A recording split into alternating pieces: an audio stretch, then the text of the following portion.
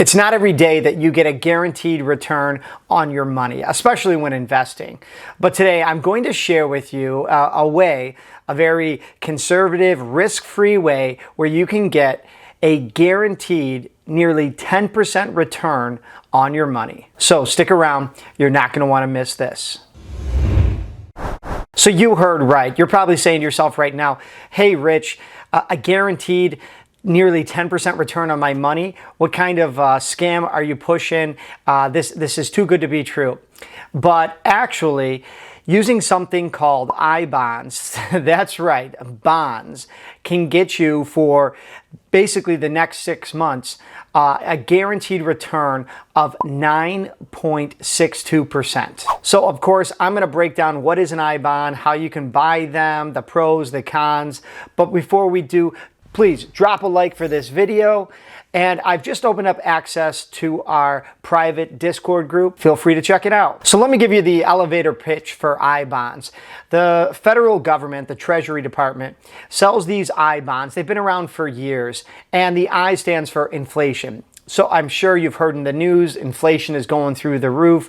Prices of everything from gas to you name it is going up. So what can you do with your money, your cash, to at least fight inflation or at least keep up with it? And that's where I-bonds come in. Simply put, it is an inflation protected and nearly risk-free way of investing your money.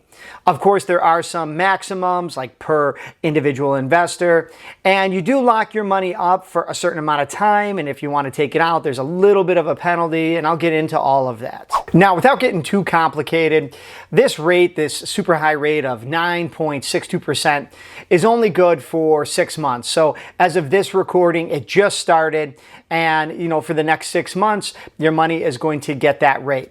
But there's a few things I wanted to point out. The first one is that rate is only good for 6 months, meaning after 6 months, that rate can change. For example, the past couple of months, it was about 2% lower. 9.62%, nearly 10%, is very high. However, you don't get that interest added to your principal until after those 6 months. And another little catch is that you don't get that full rate after the 6 months because it's only been invested for 6 months. You get basically half of that rate. So if we want to keep numbers real simple, let's say you put in $100 today, and when that interest rate is up in about 6 months, you're going to end up with $4.81.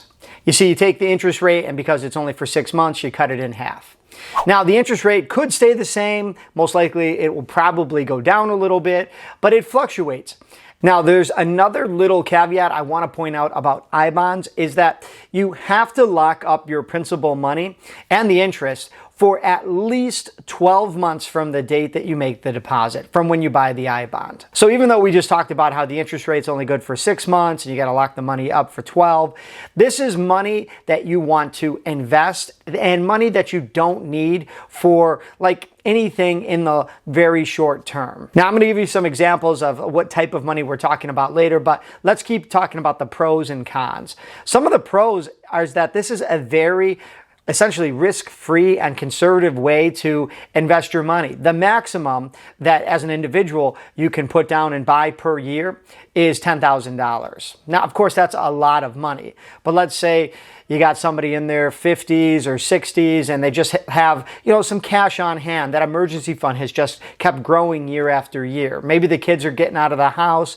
They don't have a need to just hang on to cash that's sitting in a bank account getting less than 1% interest. So for example, you could take $5,000 or all $10,000. Actually, if you're married, you can put up to $20,000, per taxpayer and invest it.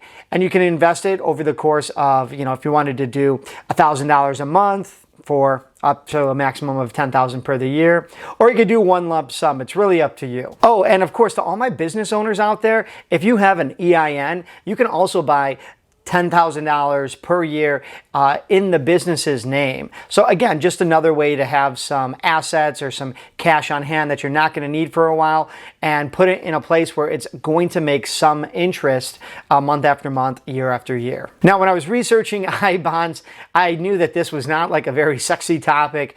In fact, bonds for the most part for the past like 20 years have been boring. Most people don't even want to talk about them, but because it is a guaranteed return and it's so high, I did want to put all the pros or positives that I could think of in the beginning of this video, because there are some cons or drawbacks that I personally think you need to take into consideration, and maybe they're so strong that you're not going to end up investing. The first is that you do lock your money up for up to 12 months. You cannot take that money back out. It is locked up in there. So unless you already have that emergency fund, you've paid down the credit cards, I don't recommend locking up your money unless you're looking to invest it long term.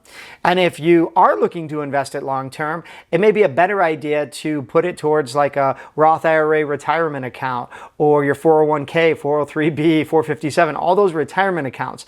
Those would, in my opinion, be better investments long term, for retirement, than maybe socking some money away that you really aren't supposed to touch for at least 12 months. But there's another thing I haven't mentioned. If you are looking to withdraw the money, an I bond, with no penalty whatsoever, you actually have to keep it in there for 5 years. So yeah, we're not talking about 12 months where it's locked up. If you're looking to invest it for its full maturity, it has to stay in there for 5 years. We're talking 60 months. Now, of course, the penalty is not that big of a deal after 1 year. Let's say you kept it in there for 15 months. Well, you lose the last 3 months of interest, so you would get that first year's interest. And again, if you kept it in for 2 years, you lose the last 3 months interest. That's just the penalty for taking it out before 5 years. Now, another drawback or con is that the interest rate is only locked in for 6 months. So it could go down after 6 months and your money's locked up for 12 months. There's really no guarantees. Of course, we could hedge our bets. We could say, oh, I think it's going to go up. I think it's only going to go down a little bit, but we really have no idea. And the last drawback or con is just like where you need to go to buy them. In all honesty, this should be a positive, but they made it so that you can only buy I bonds on a website that looks like this. I'm serious. This is the actual website. It looks like something that was developed back in the early 2000s. That's right. You used to be able to maybe go to your bank or maybe even buy them through, like you would think, like a brokerage account or some other like institution. And that's just not possible anymore. Outside of getting some through a tax return, you have to go through this governmental website. You have to sign up for an account. It might take 10 or 15 minutes, but then you have registered and you can actually make your purchase. In my opinion, having an outdated website really isn't that big of a con, but in all reality, if I told you you can get a guaranteed, almost 10% return on your money, and then I send you to a website that looks like this, you might be saying to yourself, hey, Rich, I think you better, check your sources. This doesn't seem legit. So a few key takeaways. If you have some cash, whether it has just been sitting in a business, savings account, maybe you own some real estate and you're just saving for a roof. You stick $200 in there every single month and all of a sudden you're like, hey, Rich, I got like $5,000. Well, then by all means, consider putting some into an I bond. The shortest amount of time it's going to be locked up is 12 months, but after 60 months, it's come to full maturity. I forgot to say, but I'll mention it now at the end of this video. The money grows tax deferred. So when you take it out, you do pay a federal tax, tax on the income, the interest, if you will, but you don't pay any at the state level. So there's a benefit there.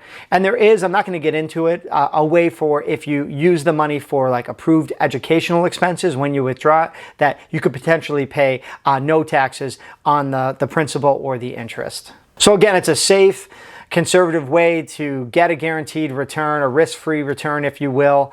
But in all honesty, a guy like me, I'm probably going to look to maybe add a new credit card to my wallet, and I will pay the annual fee and get some sort of amazing sign-on bonus that's worth up to, let's just say, $1,000, maybe more if I use those points and miles for travel. You might be asking yourself, why are you talking about credit cards right now? Well, because they're on my mind. If I was going to go buy $10,000 worth of I-bonds and all I'm going to get in return is something like $400, but I got to leave that locked in for 12 to 60 months, I just know that I can put that $10,000 to work for me in a much more enjoyable, maybe take my family on a trip, maybe get a little more interest, and then that interest begins to grow. So anyway, leave me a comment down below on your thoughts on I-bonds, pros, cons. Are you going to buy some? What would you do with the money if you're not? I'd love to hear from you. Also, if you're new to the show, please don't forget to hit subscribe and ring that notification bell. All right, as always, I'm Rich, and until next time.